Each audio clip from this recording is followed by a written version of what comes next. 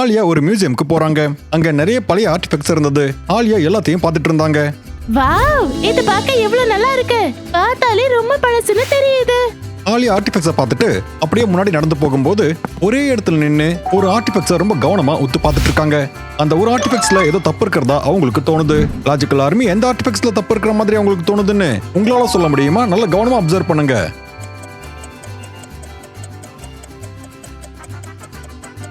Alia artefacts எல்லாம் பார்த்துட்டு இருக்கும்போது திடீர்னு அவங்க இந்த ஆர்டிஃபெக்ட்ஸை பார்க்கறாங்க. இதுல பிரைஸ் டேக் போட்டிருந்தது. பழைய ஆர்டிஃபெக்ட்ஸ்ல பிரைஸ் டேக் எப்படி போட முடியும்? அப்படின்னா இது ஃபேக் ஆனது.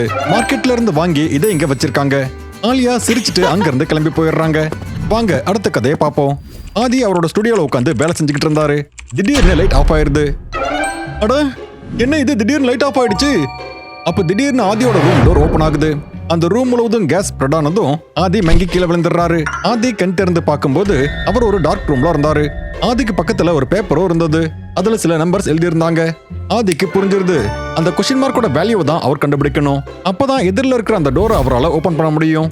லாஜிக்கல் ஆர்மி, கொஸ்டின் மார்க் இருக்க இடத்துல என்ன வரும்னு உங்களால சொல்ல முடியுமா? நல்லா யோசிங்க லாஜிக்கல் ஆர்மி.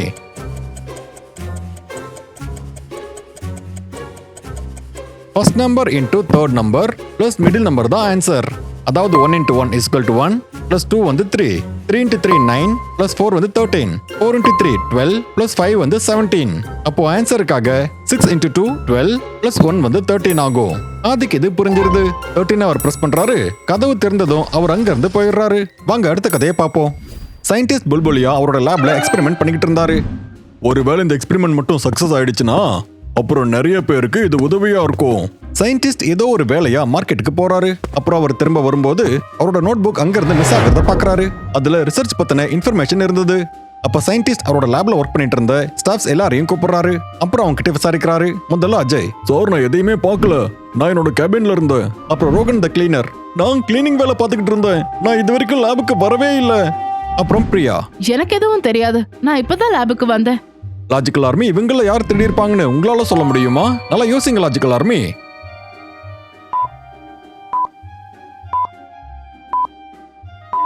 சயின்டிஸ்ட் யோசிக்கிறாரு. அவர் லேபை விட்டு வெளியே போகும்போது அங்க மாப் இல்ல.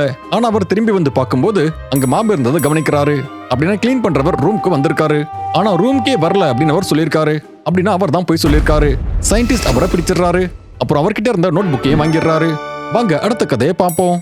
பரையலோட பார்ட்டியில எல்லாருமே என்ஜாய் பண்ணிட்டு இருந்தாங்க. அப்போ ஆதி வேற ஒருத்தர் கூட பேசிக்கிட்டு இருந்தாரு. அதுக்குள்ள வருண் கிட்ட ஒரு பொண்ணு வந்து அவரை இம்ப்ரெஸ் பண்ணிடுறாங்க. அப்போ ஆதி அங்க வந்து வருணை அந்த பொண்ணுகிட்ட இருந்து தூரமா கூட்டிட்டு வராரு. அப்புறம் சொல்றாரு, இவங்க 2 பேர்ல யாரோ ஒருத்தங்க வேம்பயர். இந்த விஷயம் ஆதிக்கு எப்படி தெரிஞ்சது? லாஜிக்கல் ஆர்மி, இதுல எந்த பொண்ணு வேம்பயர்னு உங்களால யோசிச்சு சொல்ல முடியுமா?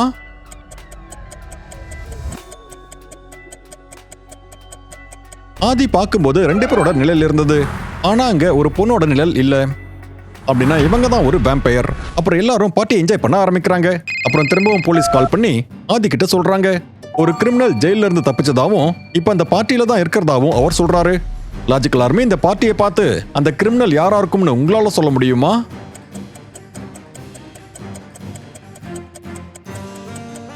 ஆதி எல்லா கெஸ்டையும் நல்லா அப்சர்வ் பண்றாரு.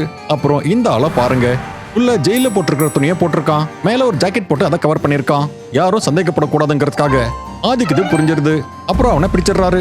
ஆதியோட அறிவாளித்தனத்துக்காக ஒரு லைக் போடலாம்ல. வாங்க அடுத்த கதையை பார்ப்போம். மேகுலுக்கு ஒரு சயின்டிஸ்ட் கிட்ட இருந்து கால் வருது.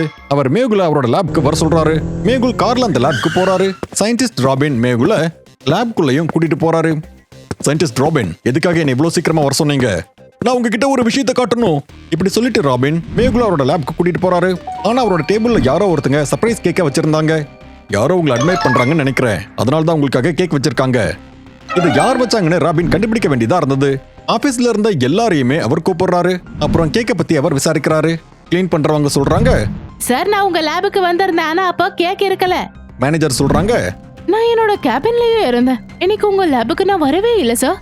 லேப் அசிஸ்டன்ட் சொல்றாங்க, நான் இங்க வந்த போது ஆல்ரெடி கேக்க வச்சிருந்தாங்க. மேகுல் 3 பேர் சொல்றதையும் கேட்டு டேபிள கவனமா பார்த்து இவங்கள யார் போய் சொல்றாங்கன்னு அவருக்கு தெரிஞ்சிருது. உங்களுக்கு தெரிஞ்சதா லாஜிக்கல் ஆர்மி?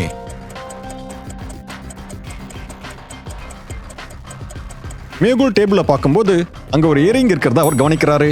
மேனேஜர் இதே மாதிரி ஒரு இயரிங்க இன்னொரு காதுல போட்டிருக்காங்க. ஆனா இன்னொரு காதுல அதை காணோம். ஆனா அவங்களோட ஸ்டேட்மெண்ட்ல அவங்க லேப்குள்ள வரவே இல்லைன்னு சொன்னாங்க. ஆனா இயரிங் எப்படி வந்தது அப்படின்னா அவங்க தான் வச்சிருக்காங்க. அவங்க சர்ப்ரைஸ் கொடுக்கலாம்னு தான் இப்படி பண்ணிருக்காங்க. எல்லாரும் கேக்க சாப்பிட்டு உடனே அங்கிருந்து கிளம்பி போயிடுறாங்க. அப்புறம் சயின்டிஸ்ட் ராபின் மேகுல் கிட்ட சொல்றாரு, மேகுல், நான் ஒரு டைம் மிஷினை தயாரிச்சிருக்கேன். ஆனா இதை டெஸ்ட் பண்ண எனக்கு ஏதாவது ஒண்ணு வேணும். சரி, நான் உங்களுக்கு உதவி பண்றேன். இப்படி சொன்ன உடனே சயின்டிஸ்ட் ராபின் அந்த டைம் மிஷினை ஆன் பண்றாரு. அது ஸ்டார்ட் ஆகாம இருந்தது. கொஞ்ச நேரத்துக்கு முன்னாடி தான் எல்லாமே சரியா இருந்தது. இப்போ ஏன் இது ஸ்டார்ட் ஆகாம இருக்கு? இது ஏன் ஸ்டார்ட் ஆகலன்னு எனக்கு நல்லாவே தெரியும். லாஜிக்கல் ஆர்மி கவனமா அப்சர்வ் பண்ணி இது ஏன் ஸ்டார்ட் ஆகலன்னு உங்களால சொல்ல முடியுமா? யோசிங்க.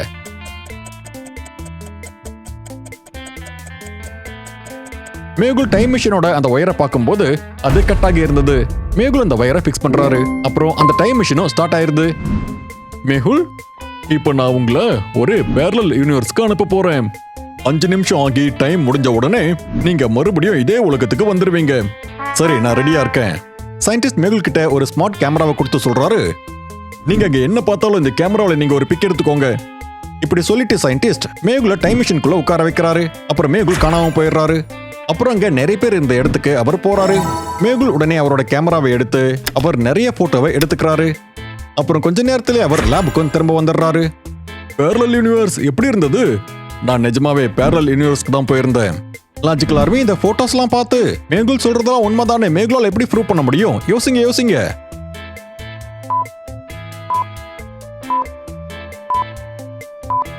மேகுல் அந்த போட்டோவை சயின்டிஸ்ட் கிட்ட காட்டும்போது அதுல எல்லாரும் வாட்ச கழுத்துல போட்டிருந்தாங்க.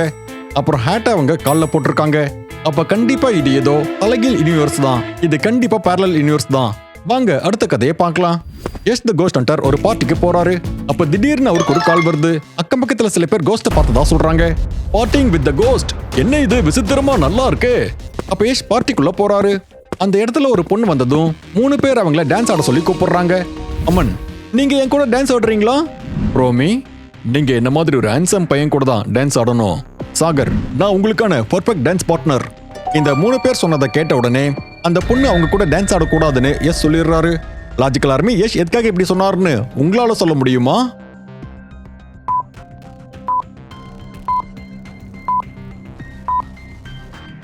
யஷ் 3 பேரையும் கவனமா அப்சர்வ் பண்றாரு. அப்ப சாகரோட காலை பாருங்க, அது உல்ஃப் கால் மாதிரி இருக்கு. அப்படின்னா இவன் மனுஷன் கிடையாது. அம்மனோட கைய பாருங்க, எவ்வளோ பெரிய நகம் இருக்கு. இவன் ஒரு பேயா இருக்க வாய்ப்பு இருக்கு. அப்புறம் ரோமியோட பல்ல பாருங்க, எவ்வளோ நீளமா இருக்குன்னு. அது மட்டும் இல்லாம அதுல ரத்தமும் இருக்கு. ஒருவேளை இவன் வேம்பயரா கூட இருக்கலாம்.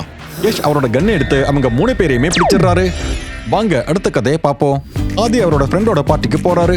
அங்க அவர் ஃப்ரெண்ட்ஸ் எல்லாருமே நின்று பேசிக்கிட்டு இருந்தாங்க. பார்ட்டி ரொம்பவே நல்லா இருக்கு. ஆனா இவங்கள யார் பணக்காரனா இருப்பாங்க? அப்ப திடீர்னு ஆதி யோசிக்க ஆரம்பிக்கிறாரு. ஆதியோட ஃப்ரெண்ட்ஸ்ல யார் பெரிய பணக்காரங்களா இருப்பாங்கன்னு உங்களால சொல்ல முடியுமா? லாஜிக்கல் ஆர்மி யோசிங்க.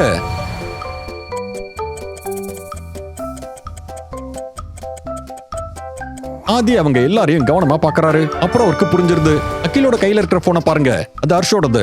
ஏன்னா அதுல ஹெச்னு போட்டிருக்கு. ராபின் போட்டிருக்கிற அந்த ஷூஸை பாருங்க, அது காப்பீடு. ஒன்னுல நைக்கி சிம்பிள் இருக்கு, இன்னொன்னுல ரீபாக் சிம்பிள் இருக்கு. ஹர்ஷ் கிட்ட சொந்த கார் இருக்கு, அதோட ஐபோனும் இருக்கு. அப்படின்னா இவன் தான் பணக்காரனா இருக்கணும். இவங்க 2 பேரையும் கவனமா அப்சர்வ் பண்ணி இவங்கள யார் கொலைகாரன்னு சொல்லுங்க. முதல் இடத்துல பபிள்ஸ் வந்துட்டு இருக்கு. அப்படின்னா அவர் இன்னும் உயிரோட இருக்காரு. 2வதுல கால் அசைஞ்சிட்டு இருக்கு. அப்ப அவரும் உயிரோட இருக்கணும். இந்த மாதிரி இன்னும் அதிகமான ரிடில்ஸ்க்காக உடனே சேனலை சப்ஸ்கிரைப் பண்ணுங்க. தேங்க்யூ.